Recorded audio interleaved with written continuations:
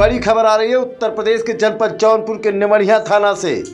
जनपद जौनपुर के निमरिया थाने पर हत्या के मामले में पूछताछ के लिए लेकर आए युवक को छुड़ाने पिता की घर पहुंचते ही संदिग्ध परिस्थितियों में जीवन लीला हुई समाप्त।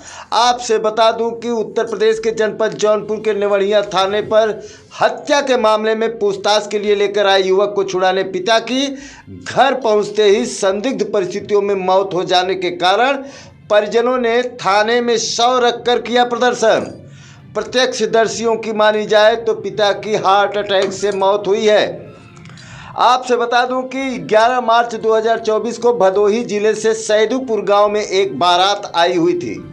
बारात में ऑर्केस्ट्रा के दौरान अनिल सरोज नामक युवक की मारपीट में इलाज के दौरान मौत हो गई, जिसके बाद परिजनों की तहरीर पर थाना अध्यक्ष निमरिया प्रशांत पांडे घटना की छानबीन शुरू कर दिए।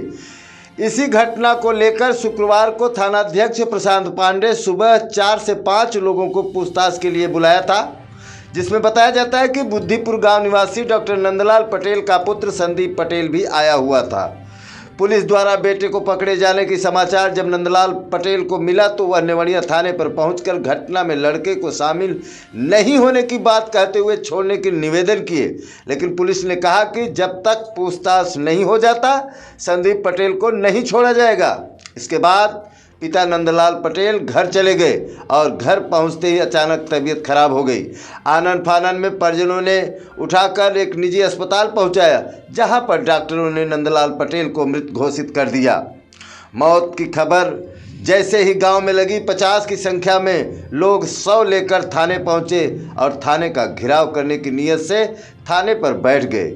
जब इस घटना की जानकारी जिले के आला अधिकारी पुलिस अधीक्षक डॉक्टर शैलेंद्र कुमार सिंह को हुई, उस समय नगर आते हुए मौके पर पहुंचे और पुलिस अधीक्षक ग्रामीण डॉक्टर शैलेंद्र कुमार सिंह के मामले की पूरी जांच पड़ताल के पश्चात उन्होंने पत्रकार वार्ता के दौरान बताया कि हत्या के मामले में पुलिस छानबीन कर रही थी और इस सिलसिले में नंदलाल के पुत्र संदीप पटेल को पुलिस ने पूछताछ हेतु थाने पर बुलाया था और पूछताछ के बाद संदीप पटेल को छोड़ दिया गया था।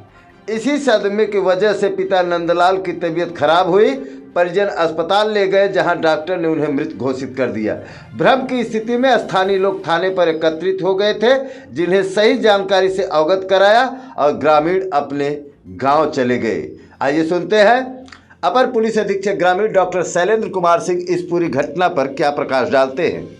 पर एक अनिल पटेल जी की दुखद मृत्यु घर पे हो गई थी। तथाकथित ये बताया जा रहा है कि हार्ट अटैक से उनकी डेथ हो गई। उनके परिवार के ही एक लड़के को एक घटना हुई थी अभी कुछ दिन पहले, जिसमें बारात आई थी। उसमें मारपीट के दौरान एक व्यक्ति को चोटें आई थी, जिसमें उसकी भदोही में डेथ हो गई थी। इस घटना का यहाँ पर थाना निमरिया में अभियोग पंजीकृत हुआ है। इसी में कुछ इसमें इनपुट और कुछ साक्ष्यों और कुछ बयानों के और पीड़ित परिवार के जो स्टेटमेंट थे उसके आधार पर कुछ लोगों को पूछताछ के लिए बुलाने की कार्यवाही चल रही थी और पूछताछ चल रही थी। तो उनके परिवार का भी एक लड़के को पूछताछ के लिए बुलाया गया था, जिसको पूछताछ करके छोड़ दिया गया था।